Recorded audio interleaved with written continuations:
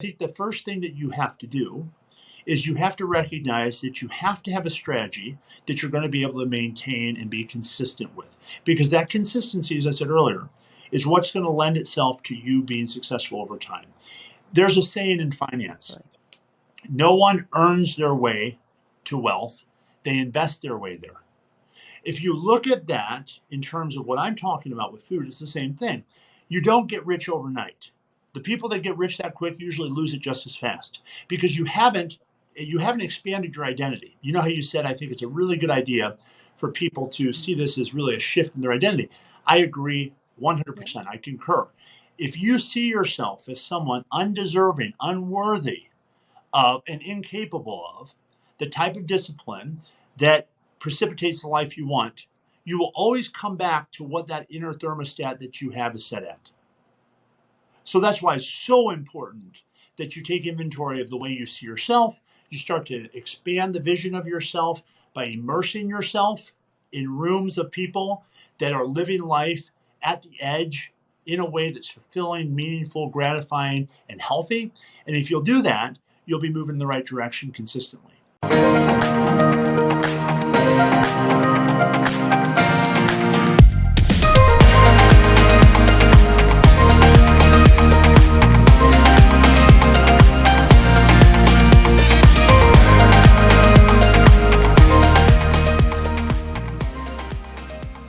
Welcome my guest, Charles D'Angelo. He is a best-selling author, inspirational speaker, and the country's most sought-after weight loss and life transformational coach.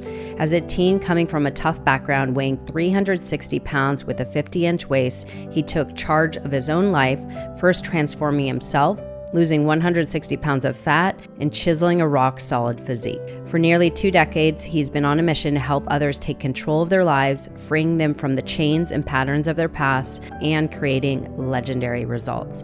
As a renowned author, speaker, and personal coach, Charles has touched the lives of thousands through his coaching on television, radio, and live events.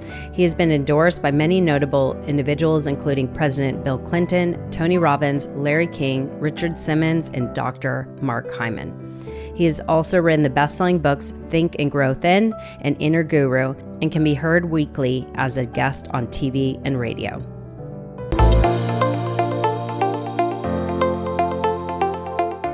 Welcome back to another episode on Passion, Love, Pursuit podcast. I am so happy to bring on my today's guest, Charles D'Angelo. I am so honored to have you on. As I was talking about, I am so inspired by you, and I know everybody that's tuning in will be as well. Your story is truly impactful, but the wisdom you share is based on not only your experience and your journey to getting your health back, but also just what you've learned in the process of going through it yourself, and also all the people you coach today. So I'm honored to have you on. So welcome to the show. Thanks for having me. It's my pleasure. Yeah.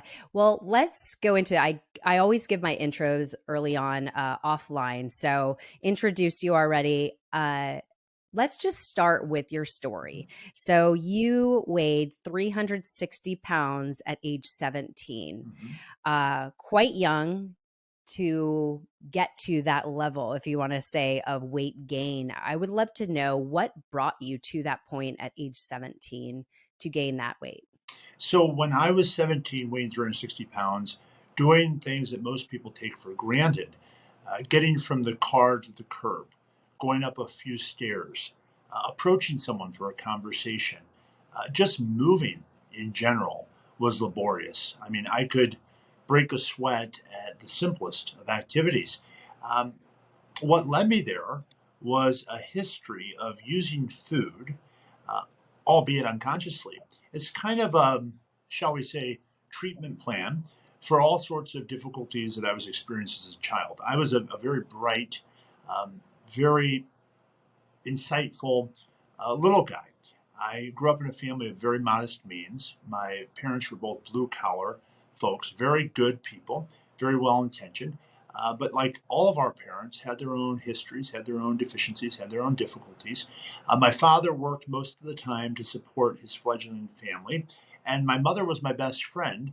And being a very gifted, bright little guy, most of my interest was in learning and spending my time with my mom. Well, by the time I was 10 years old, My mother had fallen into her own history, which was a terrible familial history of alcoholism and addiction. And she started to abuse alcohol and she became addicted to prescription drugs. And so overnight, my best friend turned my worst enemy. And so, as a Mm. kid being different, I'd already had to deal with teasing and bullying at school. So, that wasn't exactly my favorite place to be. And the person I could depend most on pretty much vanished overnight. Add to that the unpredictability that comes when you're living with a family member who's struggling with that type of problem. It was chaos, total chaos. And so, unintentionally, probably like many of you who are listening, maybe you can relate to this. I tried to distract myself and console myself with something that I knew in the short term would either anesthetize or calm or pacify the sense of pain that I was experiencing. Well, by the time I was 17, I was 360 pounds. I had a size 50-inch waist. Everything was really, really difficult, as I said. Now, from the outside looking in, I was an outstanding student. I had an incredible GPA. I was well liked by my peers in high school. I went to an all boys school, CBC High School in St. Louis, Missouri. I was voted Student of the Year a number of years in a row. So I had learned how to compartmentalize really well, how to keep things that were problematic out of my awareness as far as I knew. Well, it certainly really wasn't on my awareness because I was eating in such a way that I was every day shortening my life significantly. That's what brought me to 360 pounds. Okay, so now the big question is what shifted in you to make a radical change to take responsibility and ownership of your health at age 17? Because I believe that's when you started to shift your life. So, what changed in you? What was the catapult or the catalyst that shifted you to take responsibility? Well, I could have been the king of excuses. You might have a history like mine where you have every reason to believe that there's no hope, that you shouldn't have any expectation of a better life than the one that you've been growing up in.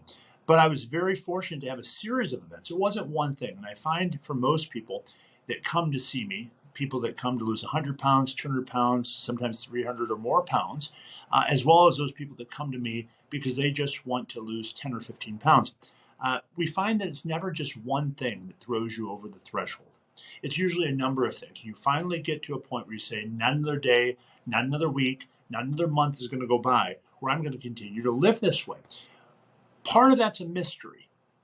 It's easy when our egos get caught up in it to say, well, this is exactly what can make you change. But the truth is, in all of my decades, now almost 2 decades of coaching people, there's a certain aspect of this transformation process that's mysterious. A lot of it has to do with timing. And all of us can think of things that we stayed too long in that we should have left long ago, right? Maybe it's a relationship. Maybe you've been with someone that's been abusive or someone who's been unfaithful or someone who really hasn't made the type of investment into your life that you've made into theirs. And there's this imbalance, right? Well, that's the type of relationship that I had with food.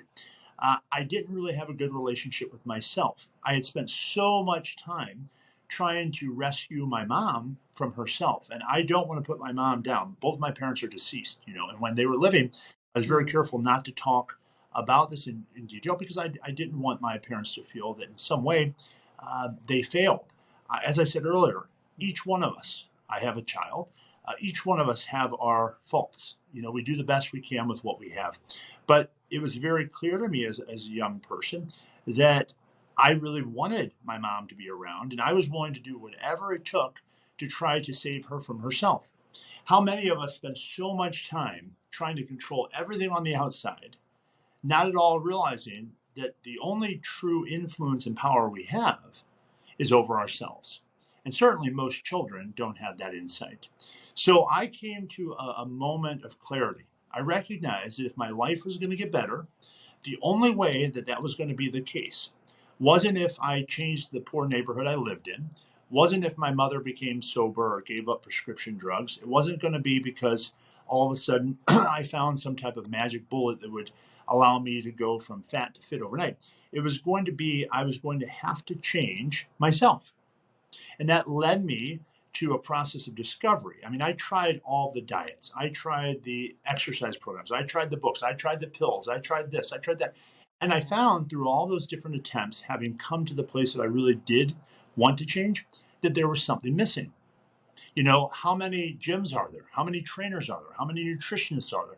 All that information is out there. I mean, you could just, throw a rock and you'll find someone who can offer you a path to take yourself from being overweight or unhealthy to becoming fit.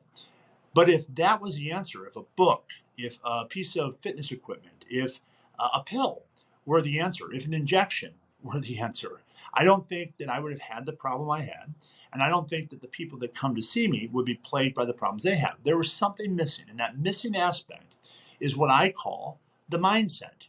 It's how do you learn how to disconnect from something that's become so baked in a sense, so hardwired, you're kind of held captive to it.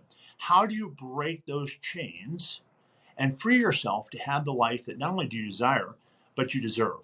So I spent the next 2 years soaking up everything I possibly could through mentorship, finding people that had the type of life that I wanted to have, reading, exhaustively reading as much as I could, taking as much information. So having a strategy was a part of it.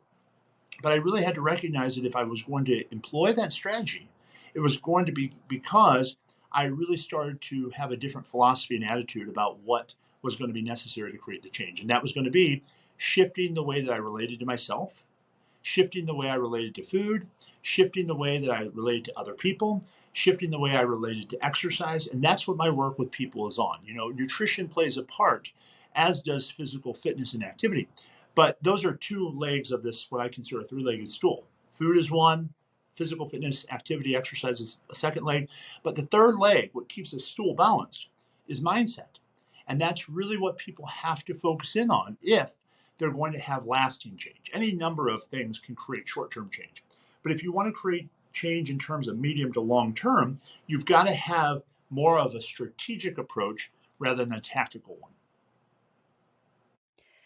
So I'm like shaking my head, agreeing to everything you say, because this is exactly what I talk about a lot. I mean, as I was talking about you before we press record, my lifestyle has been fitness and health for multiple decades. And that's always been a cornerstone for me. So I've created this lifestyle, if you want to say. But when I share the same thing, is creating a lasting approach, it comes very much down to the mindset and the identity and the standards you hold for yourself.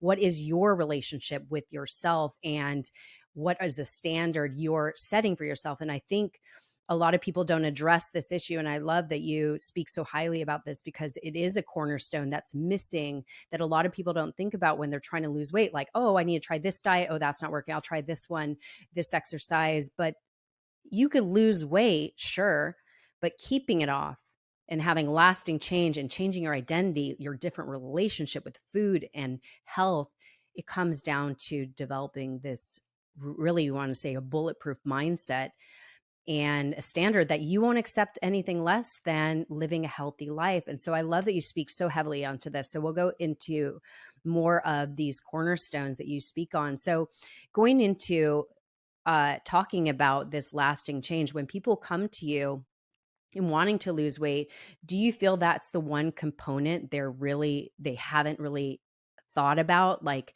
their mindset around? I think it's sort of addressing their identity. I believe is a lot of people will say like, oh, everyone in my family is overweight. This is how we grew up. And they don't really have this healthy mindset around creating the habits that withstand where they want to go. Mm-hmm. So is that what you feel is the common thread between all the clients that come to you, that's what's hindering them? Well, I tried to avoid generalizations. I mean, you packed a lot of questions into into what you just said. So let me try to address each thing that you've said, because there were a few things that stuck out to me, I think, that would be worth commenting. Yeah. The first thing I would say is, I think that while it's very important to have a very high standard for yourself, one thing I've learned, my experience has taught me both personally and professionally, is you also have to have a degree of flexibility and compassion for yourself. I think you have to realize that we can have wonderfully high standards, but we also have to make room for what I call the givens of life, things that come up that surprise us, that we all carry with us a cargo, if you will, of our history. Sitting inside of me is my entire family lineage. Sitting inside of you is your entire family lineage. And it's certainly true. I agree with you that our choice has more to do with the direction of our life than our history ultimately will, as long as you're conscious of it. The thing that a lot of people don't Mm-hmm. really make room for is a lot of what we're doing is totally outside of what we're thinking about.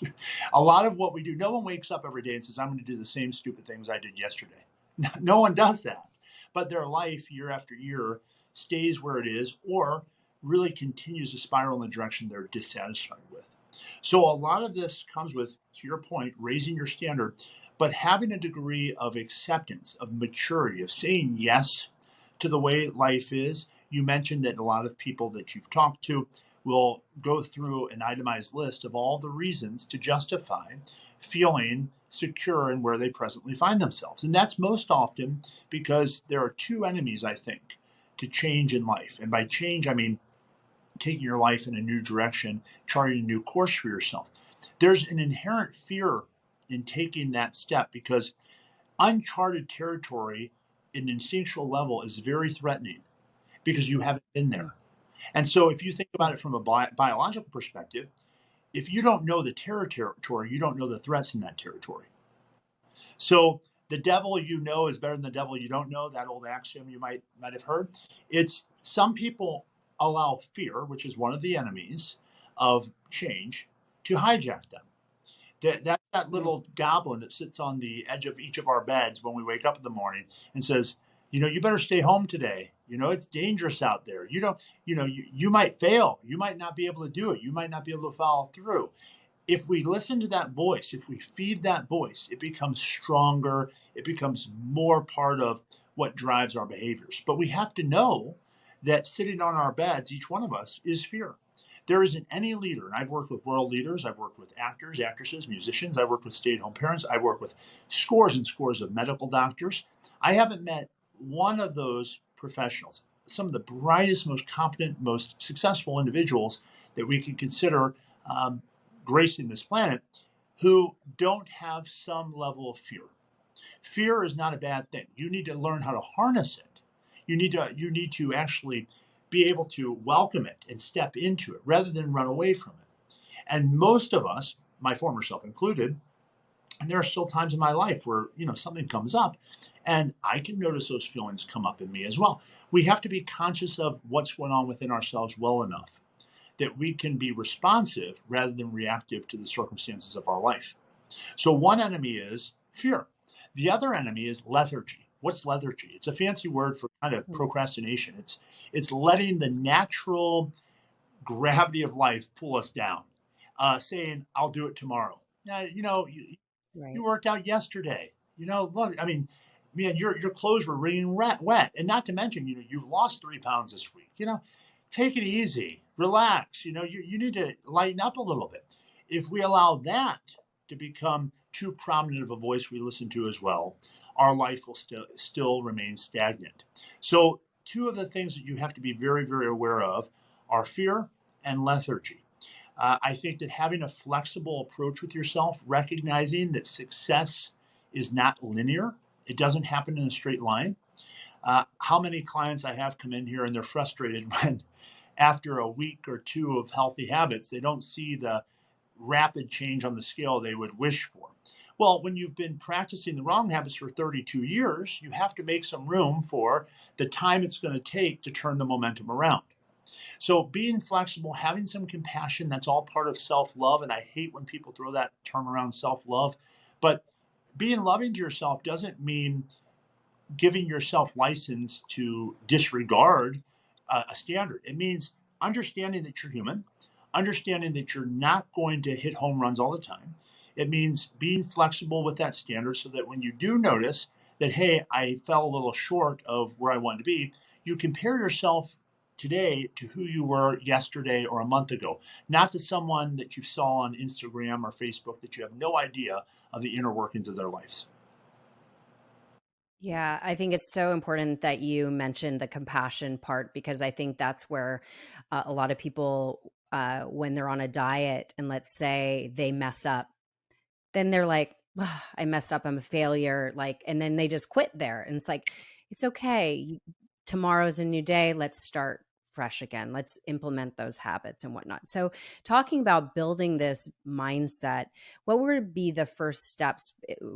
Like the I know everybody's different, but what would be some of the first steps you would start addressing or asking people to question, to guide them on a clearer path to get to that next goal? Like, let's say it is, I'm just going to say 50 or more pounds. That's a big, big task to take on. And it takes these certain habits that you need to implement in your everyday and plan for. So, my question is basically where would you have people begin, especially in building the mindset? Because nutrition, fitness is another aspect that I want to go into, but let's talk about the mindset most Yeah, I importantly. think you're talking about things that are all of one piece. So I like the way you put it. The thing I would say first and foremost is that you have to have aims for yourself that compel you to really stay on target with whatever approach you're particularly going to take, given your circumstance, given your situation. I think that you need to recognize that a strategy is only going to take you as far as the reasons that you feel that strategy is necessary. If you don't have really strong reasons, it's going to be very difficult when adversity shows up to stay with it. When your significant other compliments you and says, let's go out for drinks.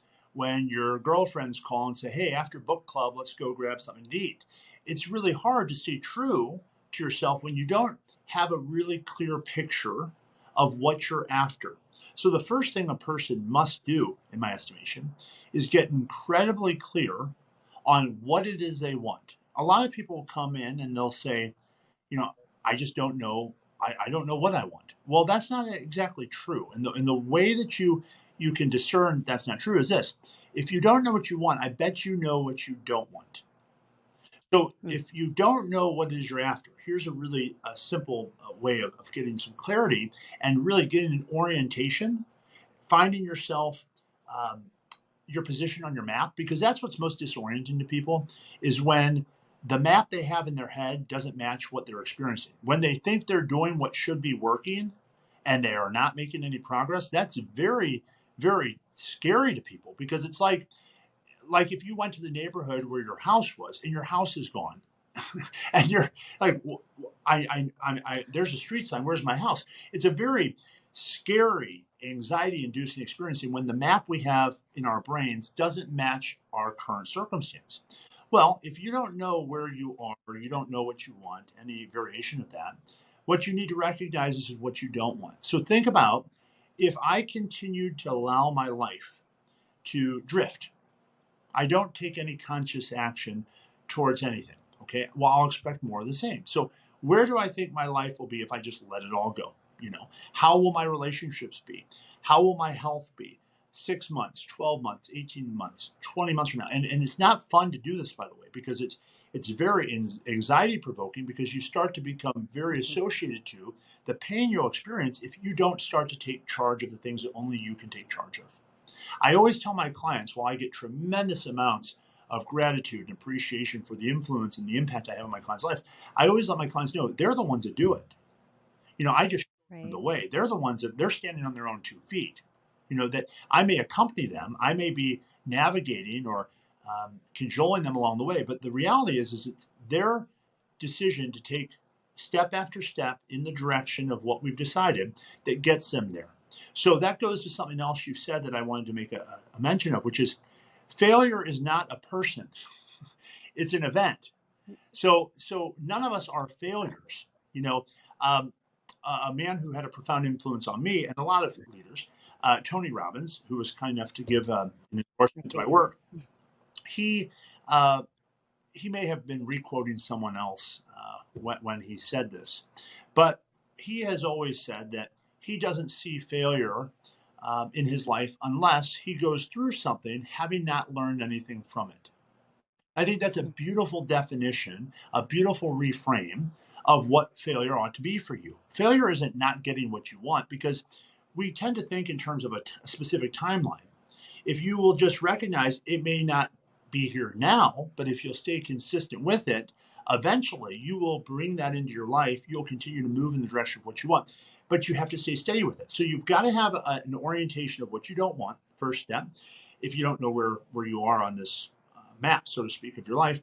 And then once you know what you don't want, you want to look to, what do I want? Where do I want to be? How do I want to look? How do I want to feel? You know, what are the experiences you can think back on in your life that have inspired you?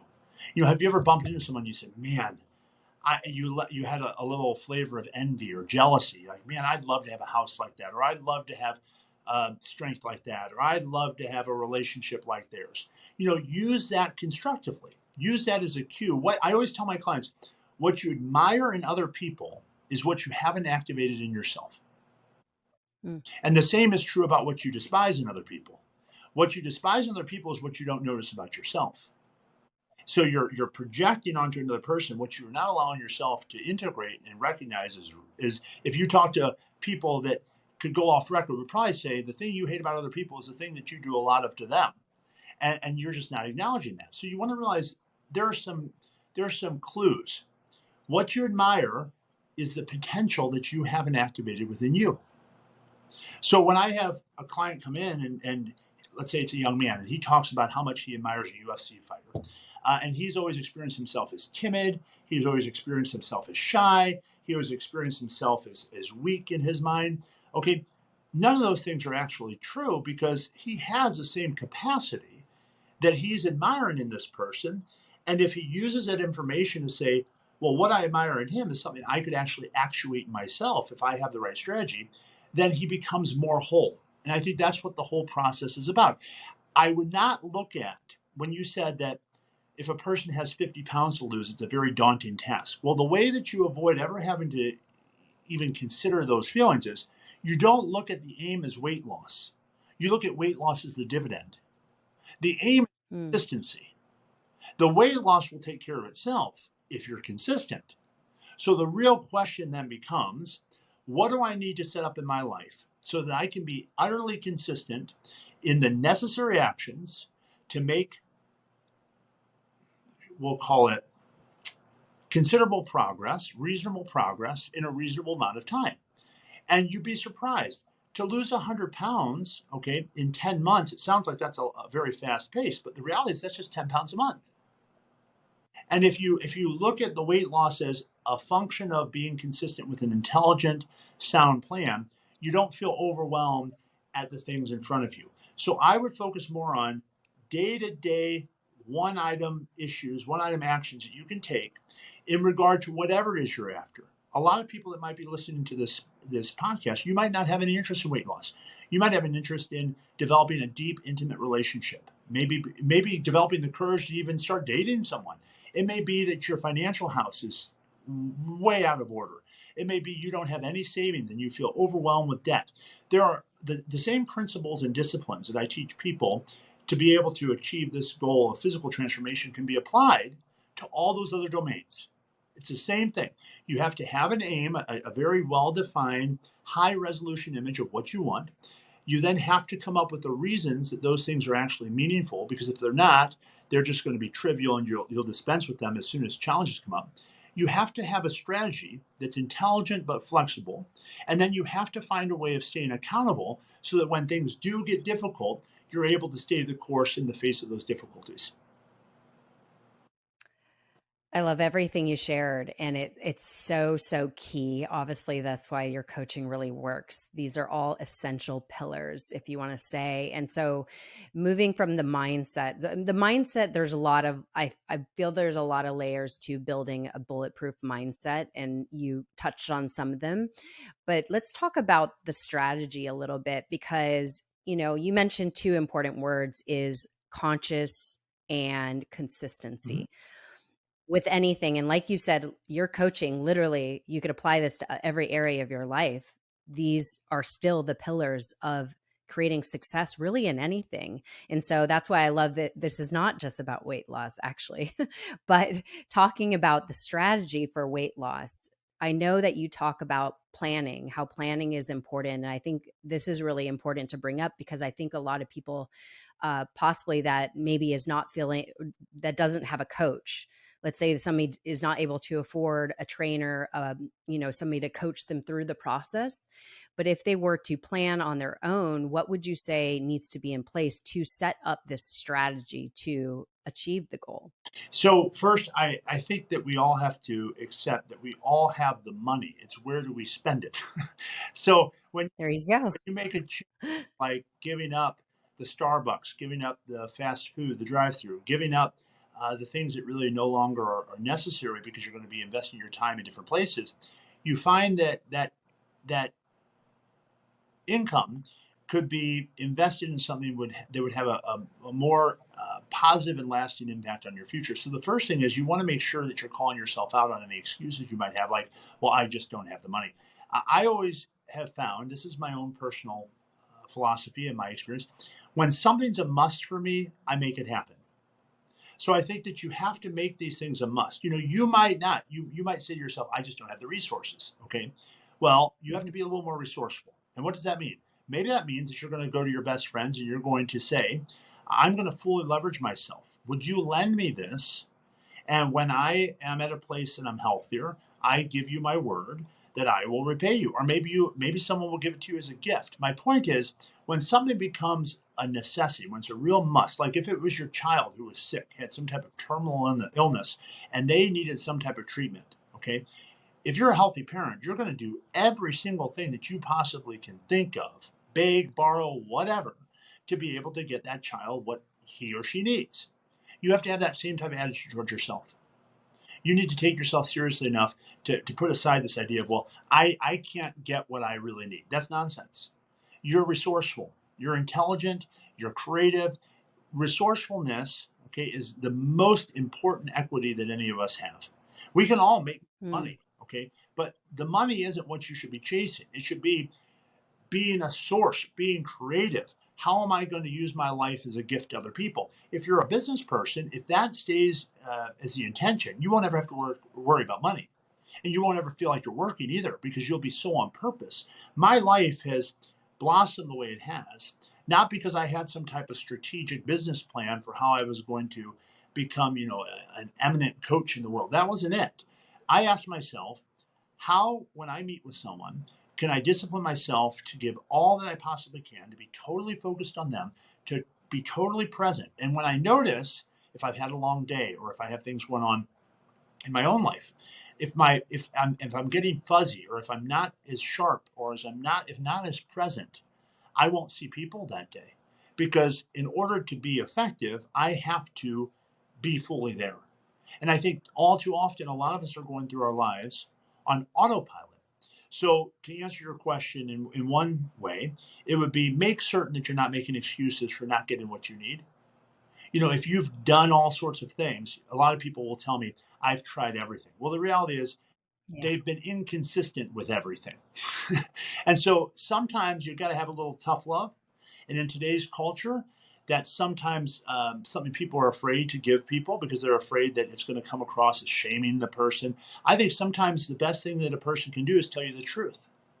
And I don't think Mm. it needs to be said in a harsh, mean spirited way. I think that's why coaches like me are able to actually continue to practice the way we do, because when it's coming from the right place, people feel it.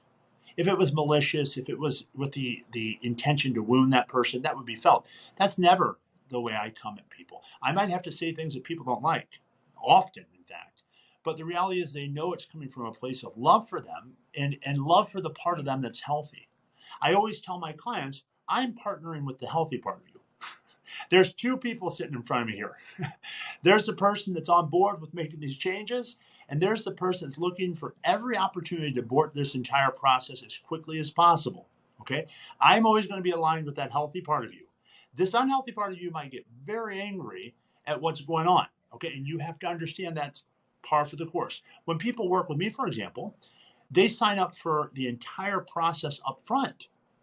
That's purposeful. Why? Because there are going to be many times along a journey like this that you're going to want to quit.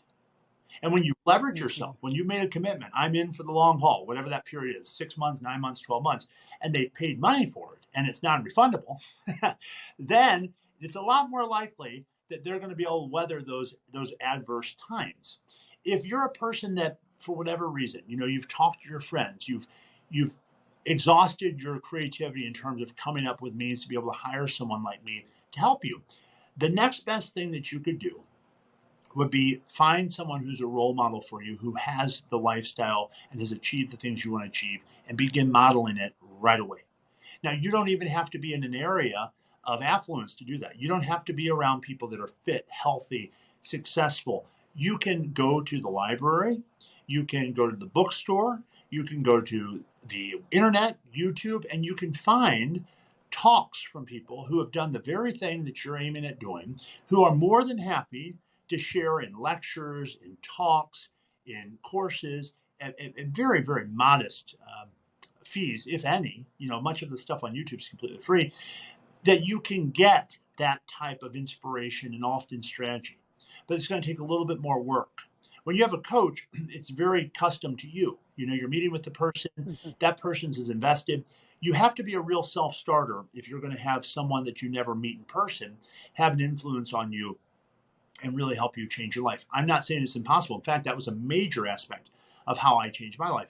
I listened to the greats, the Jim Rohns of the world, the people that have had a profound influence on the more modern day teachers. I mean, think about, I mentioned Tony Robbins. His teacher was Jim Rohn. Yeah. Well, think about that. Yep. You can go online and listen to a seminar from Jim Rohn for free for him talking, yep, with him talking for 4 hours or something. Okay. Getting the same experience that changed the life of someone like Tony Robbins, and it cost you nothing. But you have to realize advice is sometimes worth what you pay for it. Excuse me. So if you're not invested, the probability of you taking it as seriously as you otherwise would at some level may not be there.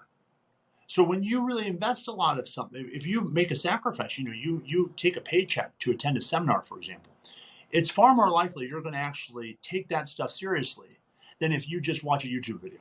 Now, there are exceptions. Yeah. There are people that are hungry, people that they just need the information. If you're one of those people, great. But I would say that you're of the few. Most people will go buy the book, listen to the talk, read the first chapter, and shelve it. And so that's why having someone in your life, whether it's a coach, whether it's a mentor, whether it's a role model, but get someone in your life that's going to help you see what you're unable to see in yourself right now, the greatness within you.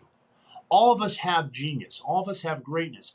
But in order to manifest it, we've got to be able to overcome our conditioning, overcome the beliefs we've developed about ourselves and we've picked up along the way.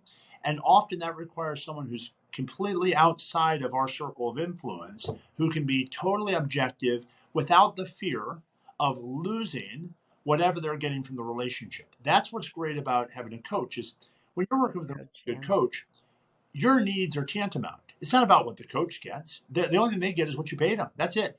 Their whole focus is to be able to be in your life to help you become more of who you want to be. And they might have to say something that might risk you liking them, but that's part of the job. Their interest should not be being liked. Their interest should be being effective, helping you become more of yourself. Absolutely. And I think it's so important you mentioned the mentorship and really putting yourself in an environment that's going to serve you to go where you want to go. And I think sometimes people, when they're on a weight loss journey, and correct me if I'm wrong, if people are on a weight loss journey, sometimes they don't change their environment, and our environment influences us and keeps us in the same space. So once we start listening to different content of people that are where we want to go, that will be able to influence your current environment. Because sometimes people can't, let's say their whole family is overweight or whatnot, or bad habits. It's hard to change yourself in the same environment. So that's why I love you talk about fill yourself up with people that have or are where you want to go. So I think that's an important step. Can we talk about a little bit, as you were saying, the 3 legs of success? There is the mindset, there's the nutrition, and then there's the exercise or movement. So if we could touch on nutrition, because I mean, again, they're all important pillars. They all play together in a symphony. But nutrition, what would you say is the base, like that needs to change immediately if you're going to be healthy? number one, but also on the path of losing weight. So I like the way you put it because I see it as harmonic as well. I think that the integration of those Mhm. three aspects, the right activity, the right food, the right way of thinking, the right philosophy, attitude, I call that mindset, is integral to creating kind of a machine of change, kind of like three gears, not only three legs of a stool, but three gears. And for this machine to operate, all three gears have to be moving. You know, you could have two moving, but if one is jammed, the machine isn't going to be as efficient. When it comes to food, before I get into that, I want to make a comment about what you said about environment because that plays into the food part. There's an old saying that we're the average of the five people we're closest to. So it's really important to recognize what you're feeding yourself. When you said nutrition, that's why I'm bringing this up, because what you're feeding Yep. yourself isn't just what you're putting in your mouth. The nutrition that you're taking in isn't just what you get at the grocery store. It's what are you taking in through your eyes? What are you watching? What are you listening to? What are you letting touch you, or what are you keeping from touching you? So, what are you allowing to actually nourish you? Okay, to give you sustenance. You really need to give a more global consideration to the nourishment you're getting. You could eat the best food. You could go to the organic store every week and have the most pristine, precise eating approach, but be absolutely miserable spiritually and relationally. So Yeah. nutrition, you want to think about it more holistically. You know, more of I would think about it not just about what you're eating; it's what you're consuming. So it's not about eating as much as what you're consuming. And so you want to do an inventory. Who are you spending a lot of time with? I have one of my best friends grew up in a very difficult environment. He was raised by his mother. His father was an addict. His stepfather was a good guy, but he struggled with alcoholism as well. And his biological father died of an overdose, and his stepfather took his own life. So my friend could Wow. as well have had every environmental reason to follow in that path, on that path. You can choose to use the people's lives around you as an example and model those things and have the same outcome you saw, or you can use them as a warning. And you can say, Mm. never let that be my life. And you see two kids that grew up in the same household, like one I just described. One goes on to be an incredibly generous philanthropist who leads businesses and who has a wonderful family. The other person ends up in prison. What's the difference, right? So while environment plays a part, you have to recognize it still comes back to what we talked about in the first few minutes, which is what choice are you going to make in light of what's happened to you? What are you going to decide? So, to bring that to the more practical side of your question, which is what do we need to do with food? Well, first, I think the best diet is one that you stick with. So, I think that you have to Mm. have an approach to eating that is integrated into your way of life. The way I recommend people do that is set up a schedule so that they eat a lot of the same things every day. So it takes thought and consideration out of it, particularly when you've had a very unhealthy relationship with food for a long time. Much like a person who's trying to get in recovery, who's trying to achieve sobriety. You can't get well and heal yourself up if you still drink on the weekends. So it's really Mhm. important that you can't get better while you're still using.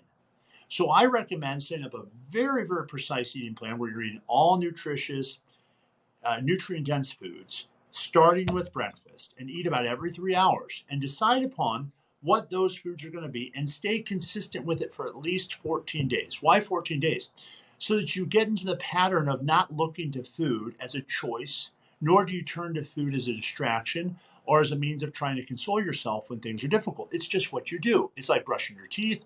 It's like putting your clothes on. It's like taking a shower. It's like putting gas in the car. It's just what you do every day.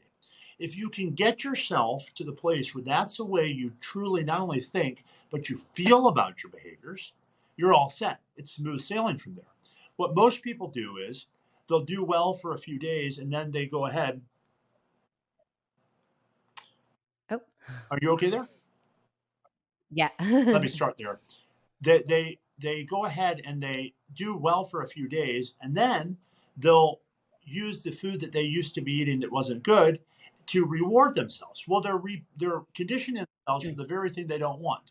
That is, they're using food as a reward and it's unhealthy food, so they're reinforcing the idea that this unhealthy thing is a positive, makes me feel good.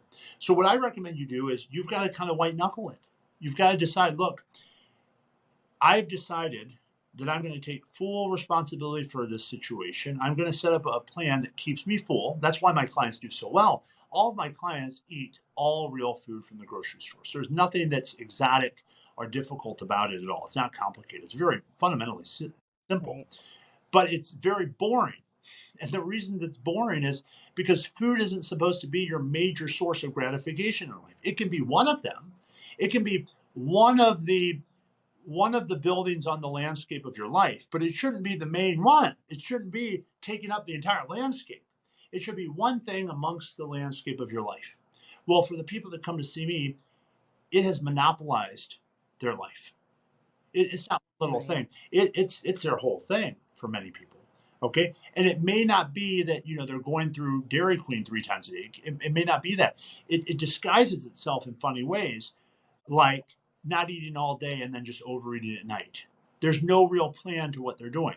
So I think the first thing that you have to do is you have to recognize that you have to have a strategy that you're going to be able to maintain and be consistent with.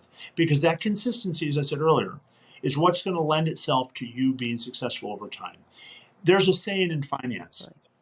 no one earns their way to wealth, they invest their way there. If you look at that in terms of what I'm talking about with food, it's the same thing. You don't get rich overnight.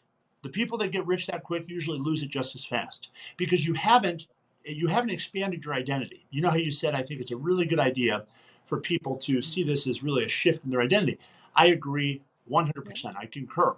If you see yourself as someone undeserving, unworthy of, and incapable of the type of discipline that precipitates the life you want, you will always come back to what that inner thermostat that you have is set at. So that's why it's so important that you take inventory of the way you see yourself. You start to expand the vision of yourself by immersing yourself in rooms of people that are living life at the edge in a way that's fulfilling, meaningful, gratifying, and healthy. And if you'll do that, you'll be moving in the right direction consistently. Absolutely. Oh, there's so much wealth of information you shared right there. I mean, I think, you know, it I know there's a lot of shifts that needs to happen in somebody's mindset and their relationship with food, a relationship with what their behaviors are, their habits. And it's almost like we were talking about is shifting into a new identity, not changing who you are, but are you in alignment with the version of you wish to become? And that takes consistency, habits. Nothing, I know there's a lot of diets out there, lose 5 pounds in 2 days, or like, lose blah blah blah, and there's all these like quick fixes. But that what we're really talking about and what you've done with your life, I believe, if I'm correct, you lost 170 pounds in 2 years. 160 pounds in 2 years. Yeah, which is mind blowing.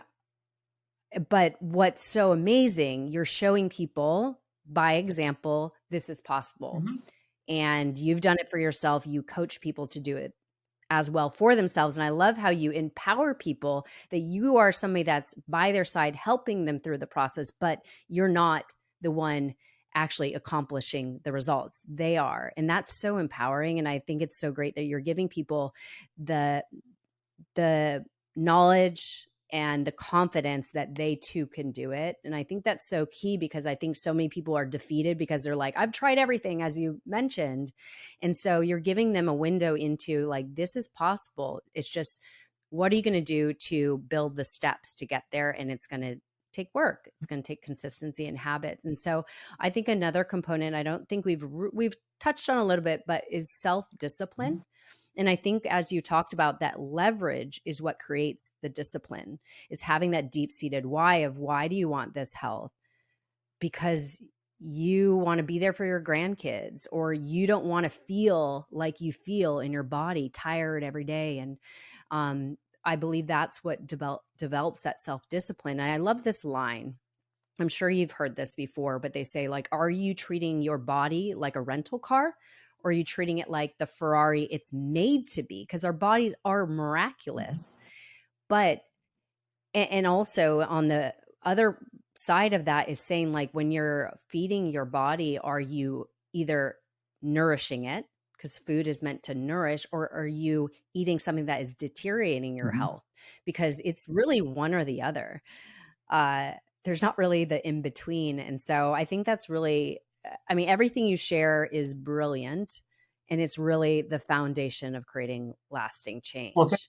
And so if you were, it's remarkable, and I love it. I'm literally like sitting here just agreeing, because it's so brilliant what you share. And I think you, just this message alone in the, almost hour that we've been talking is, I think, really empowering people to create this lasting change, and that it's capable and reachable for each and every one of us. Like, we deserve mhm. it, right? Everybody deserves health.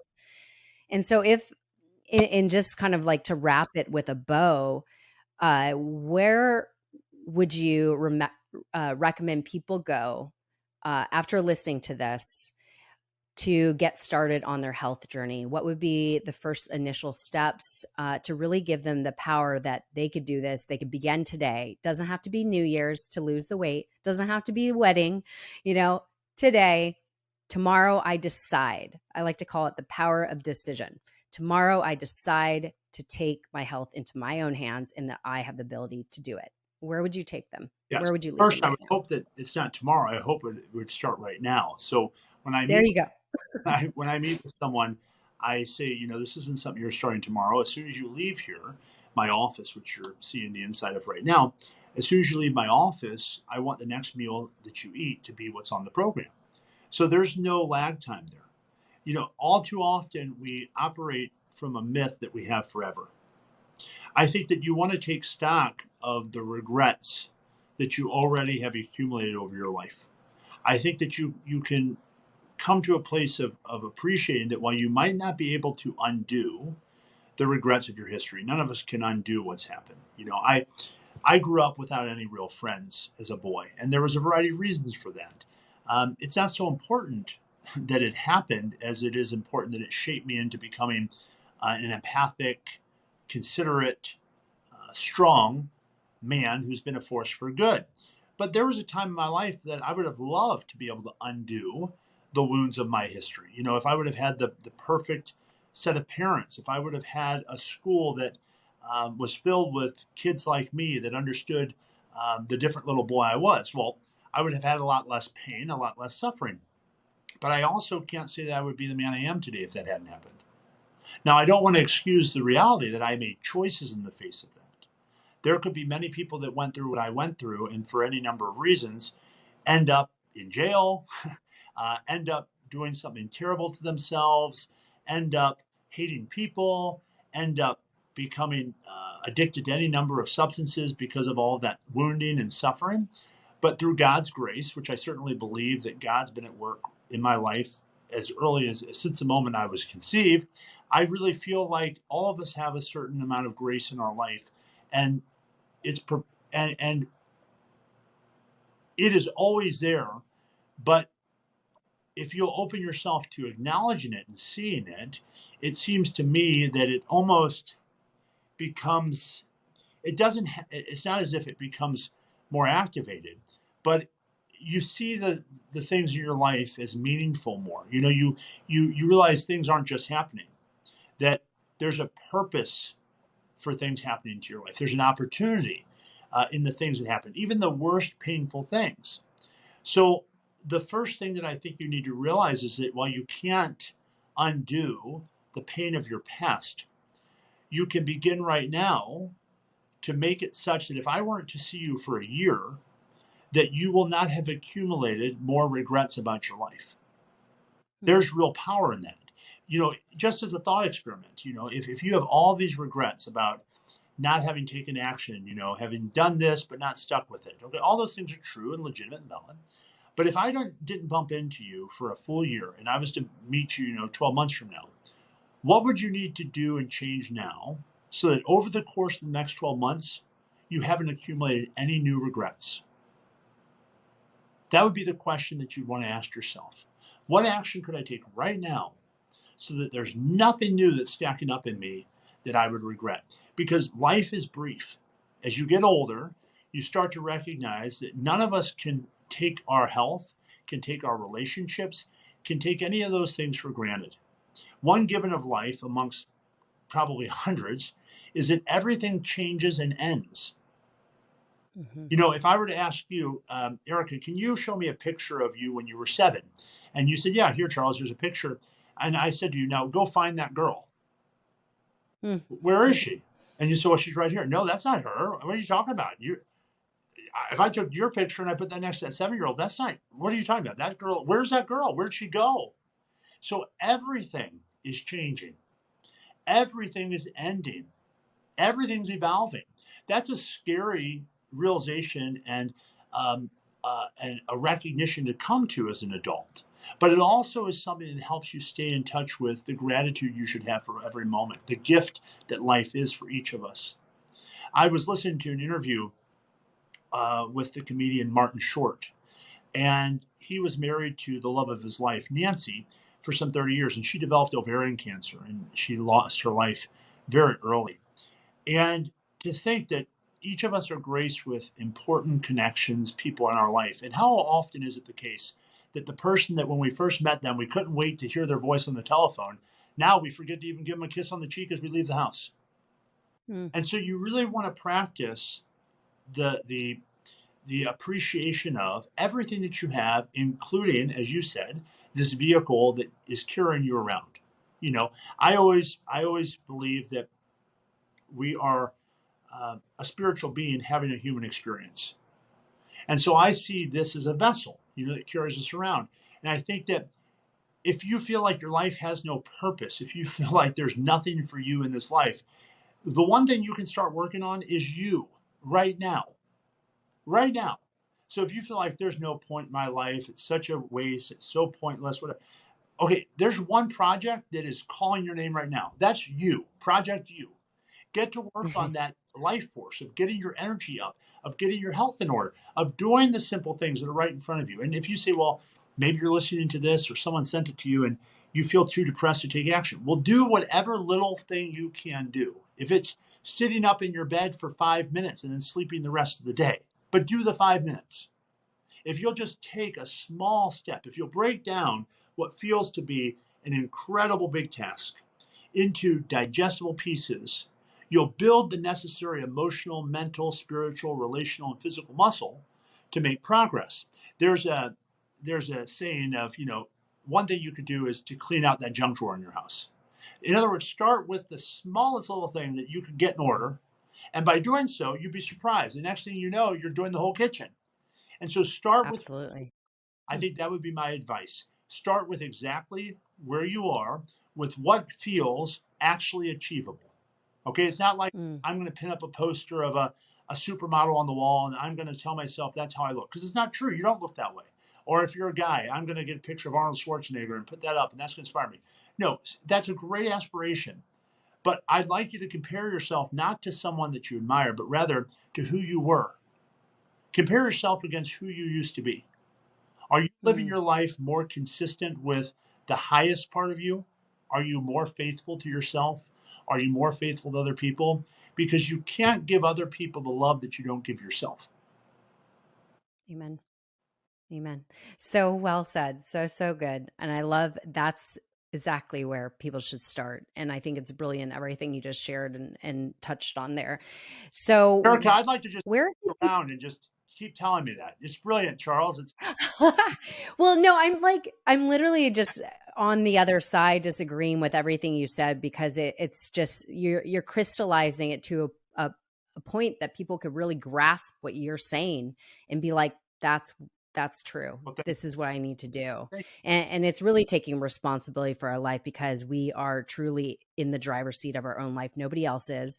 Nobody can control us, and we can't control others. The only thing we can control is ourselves. So it's so key. So just to wrap this up, where could people learn more about you, work with you? I hope you're taking on more clients, or your team is.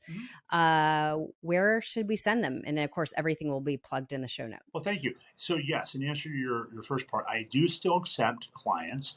Anyone you read about, watch, or listen to, whether they're someone that's a public figure who's recognizable, or if they're a teenager, or if they're a medical doctor, or if they're a stay-at-home parent, every single person works directly with me one-on-one.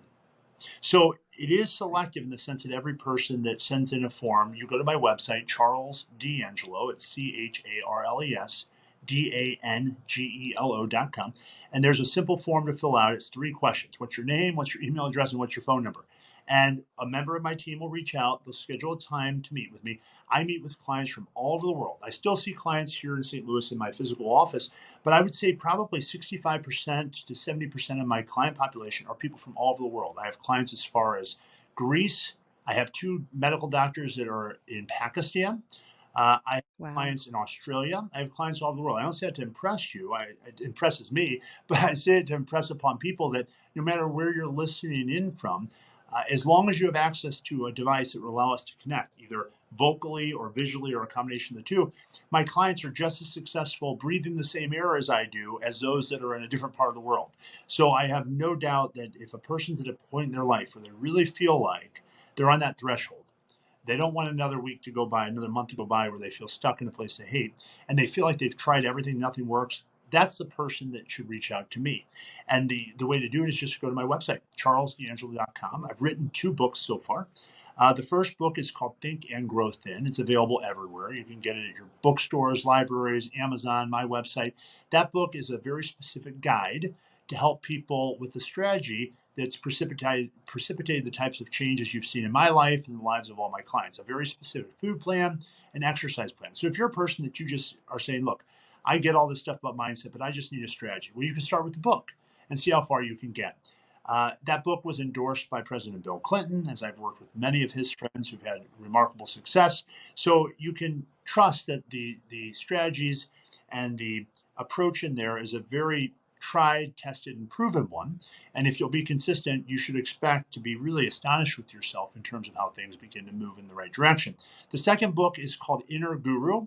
And that book is a book taking all of the principles of transformation from weight loss and applying it to the other areas of life, like wealth, relationships, emotional health, those different avenues, and taking all these things we've talked about, these different strategies that a person takes on when they look to change their body, and applying them to those other domains for success as well. So awesome. Thank you. And again, everything will be in the show notes for y'all to grab everything and do whatever you would like to get access to this man. Okay, closing question. And I know you've shared so much of a wealth of information. So sometimes when I ask this question, I'm like, let's see what you come up with this. But I always ask my guests, if you were to share a piece of wisdom, a life lesson you've learned along your journey, and you feel that is a message that anybody needs to hear right now, what would that piece of wisdom be and why?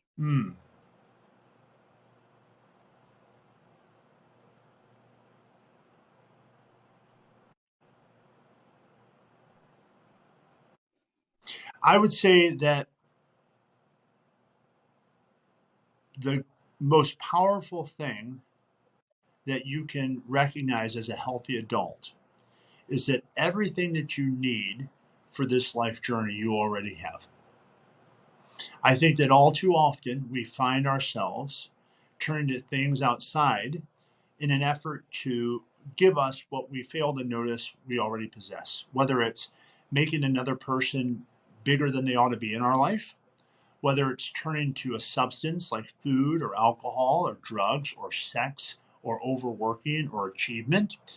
If you can see yourself as complete as you are, as complete as a soul, with certain lessons to learn in this journey, and a willingness to take on those lessons and to grow and evolve as you do, I think that you'll find your life has a tremendous amount of meaning. I also think that with that in mind, you should make your aim in life not to be happy, but rather to have a meaningful life. I think that a lot of us feel that we're off of track when we're not happy.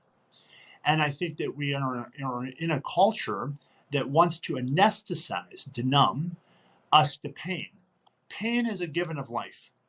So I think if you can accept that pain is not some type of indication that you're off course, it's often an indication that there's something that you need to correct and change. And that if you will listen to that rather than try to numb it, your life can get better. I also think you need to recognize that you're never going to get to a place in your life where you're going to be absent that sense of pain. It doesn't matter how much money you have. It doesn't matter what achievement that you earn. It doesn't matter how many great relationships you have. You're human. And there's never going to be a time where you get into a winner's circle where you can say, now I'm exempt from life. I mean, Right. always going to be a person that's going to have to work on things, that's going to have to experience pain, and that has to recognize that you're not going to find in another person the solution you already have. If you need that portrayed well, go back to that 1939 film, The Wizard of Oz, where at the very end, you remember, I'm sure, that the wizard tells her that she's always had, with those slippers she's been wearing the whole time, what she needed to get back to where she wanted to go. All she had to do was recognize it and take action with it. So good. So good. And, that's one of my lessons that I always share is like so many of us seek all these answers outside of ourselves. We seek the love, the validation, all these things, the worth. But really what we need to do is cultivate it within ourselves. So I love the message you shared, and also creating a life of meaning. So beautiful. Can I? Everything you shared today. Yes. Because I don't want to mislead people. Yeah. It's important to realize it's not an either or, it's a both and. And by that I mean, you should have relationships that validate you, that you feel love in, that you feel appreciated, that you experience tremendous affection, that you feel a degree of acceptance. All those things are fine, no problem. But as an adult, and this goes for adults that are primarily the people that are listening, 75% of those things, of attention, of acceptance, of appreciation, of affection, and of space for yourself, ought to be coming from yourself. And the other 25% should be from your career, your mission, your relationships, your church, whoever it is that feeds in your life. You have to take on the majority of responsibility. That's the point. Mm-hmm. You'll do that, you'll have healthy relationships. All of those things that we talked about are too much for one person to handle. So you shouldn't expect that from any one person or thing. 75, Mm-hmm. 75% of it has to be a self practice, and the other 25% is spread out, okay, amongst these other things: your marital partner, your romantic partner, your companion, your friends, your church, your business, all that stuff. So beautifully said. And I love that clarification. I think that's so key. So much wisdom you shared. I'm so thankful for you, My Charles. And thank you for the work you're doing and really transforming people's lives by your mission, your meaningful purpose that you're serving today. And thank you for inspiring us all. I will include everything in the show notes. Everybody go follow Charles D'Angelo. Thank you. my This has been so great. I so appreciate you.